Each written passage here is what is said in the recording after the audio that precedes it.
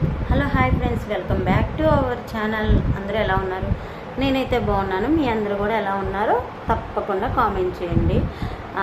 ఇంకా మనం కథలోకి వెళ్తే కథలో ఏం జరిగింది ఏంటనేది థంబ్నెయిల్ చూశారు కదండి. మరి లాయర్ నోటీస్ మరి పంపించి మరి తన ప్రాణాలు మీదకైతే తెచ్చేసుకుంటుంది. అసలు ఏం జరిగింది ఏంటనేది ఇప్పుడు మనం ఈ వీడియోలో ఫుల్గా చూద్దాం. వీడియో నచ్చితే వీడియోకి ఒక లైక్ చేయండి, సబ్స్క్రైబ్ చేసుకోవడం అస్సలు మర్చిపోకండి.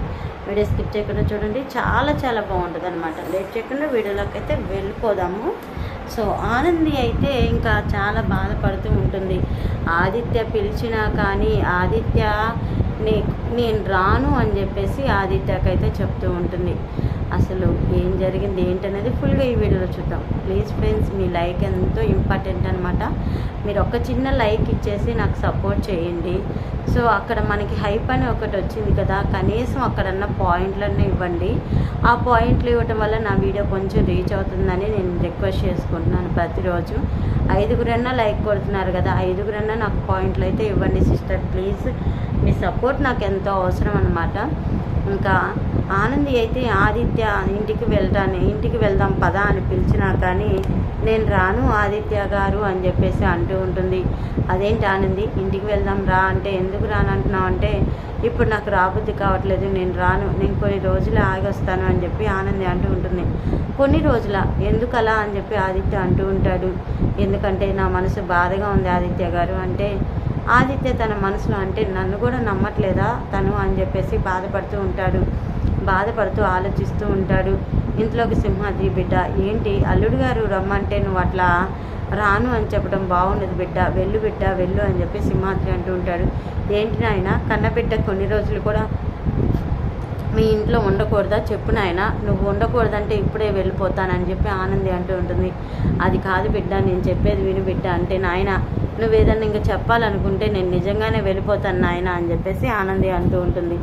ఆనంది అన్న మాటలకి సింహాద్రి అయితే ఏం చెప్పాలి అర్థం కాక, బాబు ఆదిత్య బాబు నేను పంపిస్తాలయ్యా నువ్వు వెళ్ళు అని చెప్పేసి సింహాద్రికి చెప్తూ ఉంటాడు. సింహాద్రికి చెప్తూ ఉండటంతో ఆదిత్య అయితే ఇంకా వెళ్ళిపోతాడనమాట.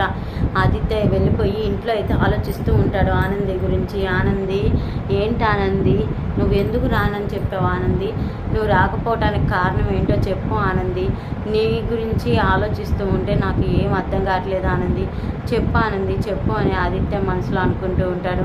ఆనంది మాత్రం, ఆదిత్య గారు ఎందుకు మీరు నన్ను మోసం చేశారు, నన్ను మోసం చేయాల్సిన అవసరం ఏమొచ్చింది చెప్పండి ఆదిత్య గారు అని చెప్పి ఆనంది అనుకుంటూ ఉంటుంది. ఆనంది ఆలోచిస్తూ ఉండగా అక్కడికి పద్మాలు వచ్చి, బిడ్డ ఏమైంది బిడ్డ అని చెప్పేసి అడుగుతూ ఉండగా, ఏం లేదులేమ్మా నువ్వు వెళ్ళమ్మా అని చెప్పేసి ఇంకా పద్మాలకి చెప్పి వెళ్ళిపోతూ ఉంటుంది. పద్మాలు అయితే సింహాద్రి దగ్గరికి వెళ్ళి, ఏమయ్యో నేను నీతో ఒక విషయం చెప్పాలి అంటూ ఉండగా, ఏంటి పద్దాలు, ఏంటి బిడ్డ వచ్చినంత ఆనందం అయితే నీకు నీ మొహంలో కనిపించట్లేదంటే, బిడ్డ వచ్చిన ఆనందం కాదయ్యా, బిడ్డ మాత్రం ఏదో ఆందోళన ఉంది, అక్కడ ఏదో మొత్తానికి జరిగిందయ్యా అని చెప్పేసి పద్మాలు అంటూ ఉంటుంది.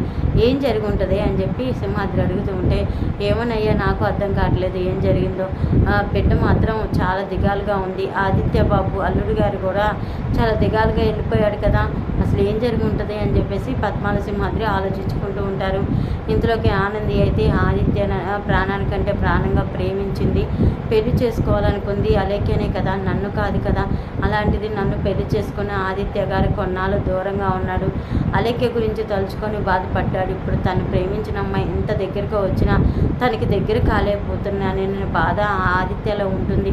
ఆదిత్య గారిని నేను ఎప్పుడు బాధ పెట్టను, ఎప్పుడు ఇబ్బంది పెట్టను, ఆదిత్య గారికి ఖచ్చితంగా నేను ఏదో ఒకటి చెయ్యాలి, ఆదిత్య గారికి నేను ఏదో ఒక నచ్చజెప్పి ఆదిత్య గారికి నేను ఏదో ఒకటి హెల్ప్ చేయాలి అని చెప్పేసి అనుకుంటూ ఇంకా ఆలోచించి ఆదిత్యకైతే డైవర్స్ పంపించాలని చెప్పేసి ఇంకా డైవర్స్ అయితే రాస్తుంది. ఇంకా పద్మాలకి అదేదో తెలియక, ఏంటి బిడ్డ ఈ టైంలో రాస్తున్నావు అని చెప్పేసి పద్మాలు అడుగుతుంటే, ఏం లేదులేమ్మా ఓ చిన్న లెటర్ రాస్తున్నాను అని చెప్పేసి ఆదిత్యకైతే ఇంకా రాసిస్తుంది అనమాట. డైవర్స్ రాసిచ్చి ఆ డైవర్స్ని లాయర్ కదా ఆనంది, ఆ డైవర్స్ని అయితే ఇంటికి పంపిస్తుంది.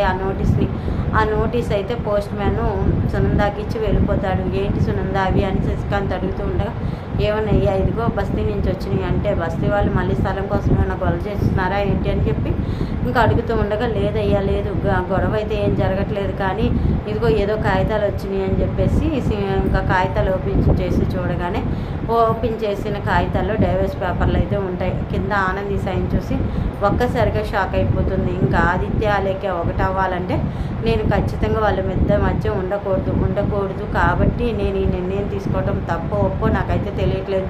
నేనైతే ఇప్పుడు ఈ నిర్ణయం తీసుకుంటున్నాను అని చెప్పి ఆనంది అంటూ ఉంటుంది.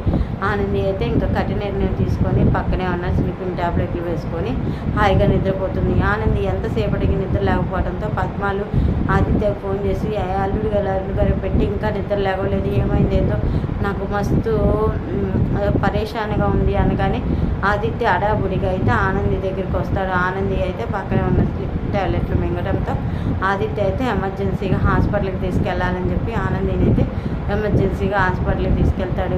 ఇంకా అలేఖ్య వల్ల ఇదంతా జరిగిందని చెప్పి అలేఖ్య చంప చెల్లు అనిపిస్తాడు. ఆదిత్య ఇంకా చెల్లు అనిపించడంతో ఇదంతా నీ వల్లే కదా, అయినా కానీ వెళ్ళిపోయిన దాన్ని వెళ్ళిపోక మళ్ళీ ఎవరి కోసం ఎవరి జీవితాల్లోకి రావాలని నువ్వు నిర్ణయించుకున్నావు అని చెప్పి ఆదిత్య అంటూ ఉంటాడు.